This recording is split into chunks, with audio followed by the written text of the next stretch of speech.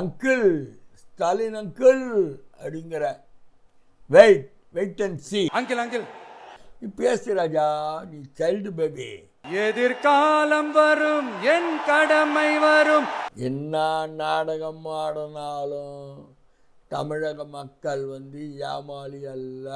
மத நல்லிணக்கத்திற்கு பெயர் பெற்ற இந்த மதுரை மண்ணிலிருந்து சொல்றேன். ஜெயகாந்த் மட்டும் தானே சொந்தக்காரன் மதுரை மண்ணில்.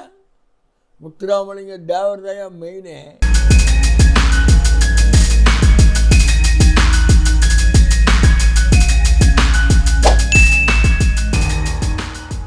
தமிழகத்தில் அரசியல் பரபரப்பாக போயிட்டு இருக்குது.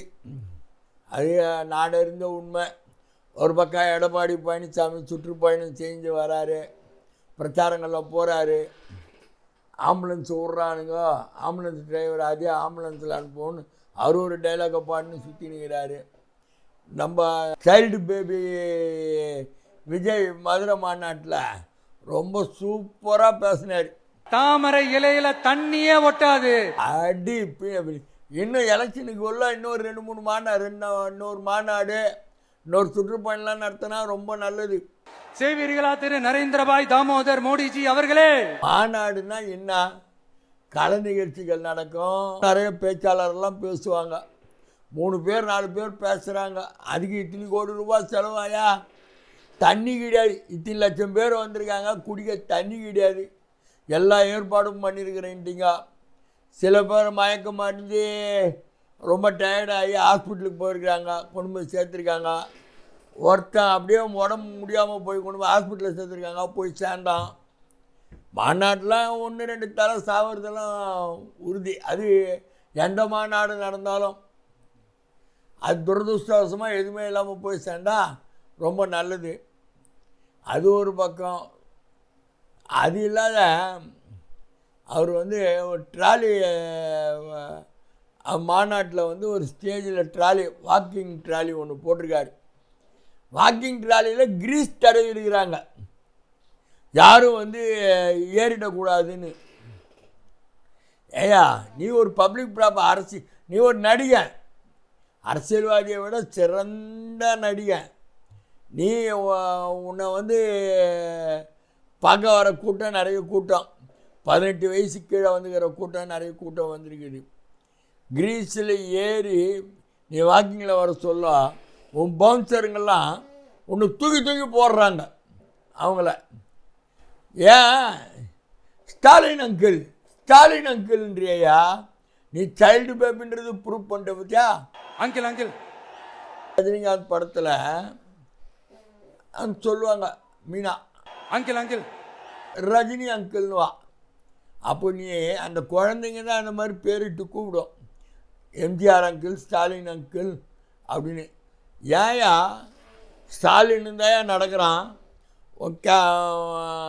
இந்த ஷோலாம் போகிறாப்புல வராப்புல, ரூட் ஷோலாம் வராரு, எல்லாரோடும் நின்று செல்ஃபி எடுக்கல. அதான் அரசியல் தலைவர், அரசியல்வாதிங்க. உன் தொண்டர்கள் வராங்க, எகிரி குச்சி அவ்வளோ ஆவேசமாக வராங்கன்னா வா அப்படின்னு சொல்லிட்டு ஃபோட்டோ எடுத்துக்கணும், செல்ஃபி.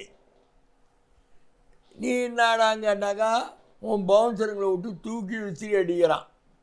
அவனுக்கு ஏதாவது ஒன்று ஆயிருந்தான்னு ஆயிருக்குது, ஏதாவது போயிருக்கோம், எலும்பு ஏதாவது நுறுங்கி போயிருக்கோம். அது வெளியே இன்னும் வரல, போக வரும். எனக்கு இந்த மதுரை மண்ணில் முத்துராமலிங்க தேவர் யாரையா? முத்துராமலிங்க தேவர் யார்? மதுரை மண்ணுக்கு சொந்தக்கார். நீ சினிமா நடிகன்றதை மட்டும் காமிச்சிட்ட. விஜயகாந்தும் இந்த மதுரை மண்ணுக்கு சொந்தக்காரன்ட்டு.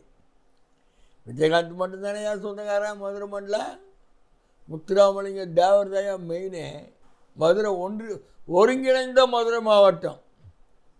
இப்போ தான் பீஸ் ஆகிடுச்சு மதுரை மாவட்டம். அப்போது ஒருங்கிணைந்த மதுரை மாவட்டம்.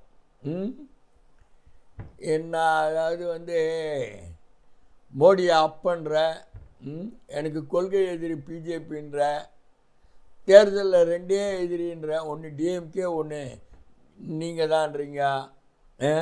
சபாஷ், களம் அப்படியே காணணும். நீ உண்மையான அரசியல்வாதியா இருந்து சினிமாவில் நடிக்க வந்த மாதிரி அரசியலில் நீ நடிக்கிறன்னு நாங்கள் சொல்கிறோம்.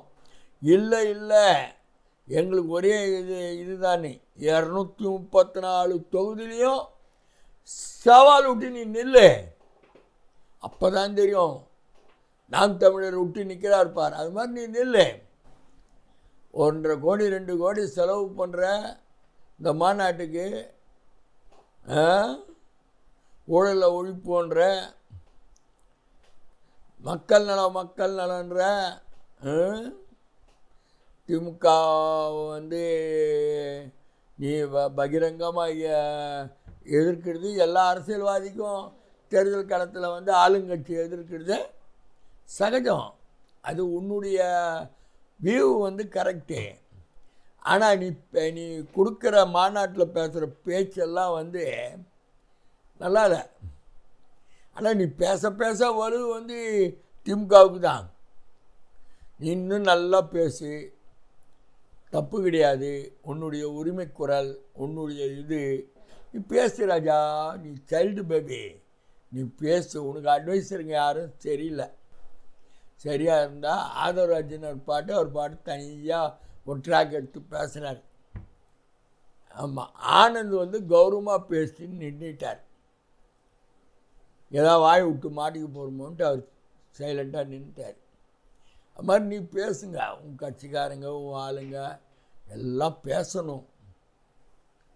ஏன்னா பப்ளிக் வந்து முட்டாள் இல்லை, இப்போ ரொம்ப தெளிவாக இருக்கான். 30 வருஷத்துக்கு முன்னாடி இந்த ட்விட்டர், ஃபேஸ்புக், வாட்ஸ்அப்லாம் எதுவும் இல்லைப்பா.